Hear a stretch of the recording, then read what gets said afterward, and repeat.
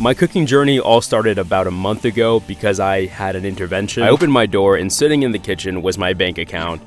Dude, what the f***? You're spending $30 on every meal every day. You're bleeding me dry. Netflix is gonna film a documentary on me soon, I swear. Which was a fair point because unfortunately it costs money to exist now and exist in the future. And not to get political, but somebody should fix that. I don't know if you can invent an app or something, but I'm gonna be honest, I'm sick of this pay-to-play game of life. But my bank account was right. I needed to change my lifestyle and stop spending money on Uber Eats. At first, I tried to be a normal human and I went to buy food for myself. I bought some food like cereal, milk, peanut butter, jelly, bread, and ramen noodles. You know, all the healthy stuff. And it was on my third day that I realized I was never taught how to cook. As a kid, I was spoiled with takeout, or when I stepped into the kitchen, my grandma and aunt turned into territorial wolves. Get out of our kitchen, you'll ruin Thanksgiving dinner.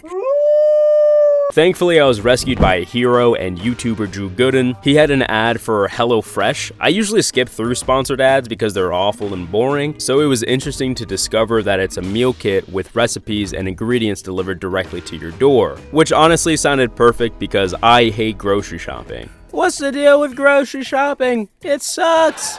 You spend a few hours going on the world's worst scavenger hunt. Oh look, I found the eggs, but where and what the hell is paprika?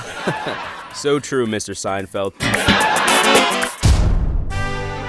I didn't choose HelloFresh because I wanted something more affordable and vegetarian friendly, so I ended up using the service EveryPlate. The first box was delivered quickly, possibly by Hermes, I'm not sure, and all the veggies came in great shape, maybe because they were grown in a Nike farm, or because of the ice packs, who's to say.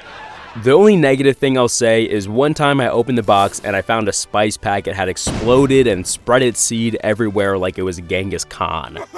But it's fine, accidents happen and they usually happen once, unless you ask my mom about my little brother. But to be honest, I'll take an exploding spice packet over a scavenger hunt anytime. Now if I could fast forward through any part of the cooking process, like Adam Sandler and Click, it would be the prep.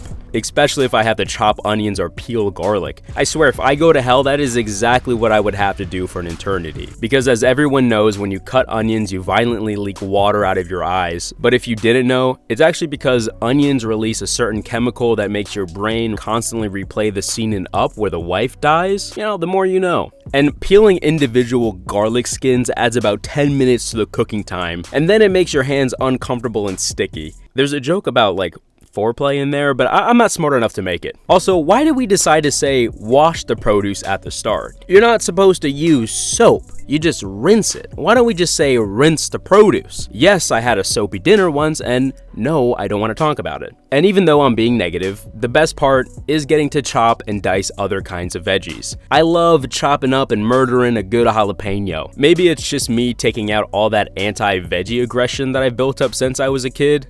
I don't know, it's just nice and meditational. Now the actual cooking part is literally the easiest. It's like study hall in high school. You barely do any work, you just gotta occasionally stir, and the rest of the time you watch YouTube videos until the bell goes off. Honestly, 10 out of 10, I wish the rest of my life was this easy. The best part about cooking is being able to eat what you make. It tastes so much better than any fast food crap. Each bite literally bursts with flavor and my mouth is watering just thinking about it. Using spices made me understand the joke about white people not flavoring their foods.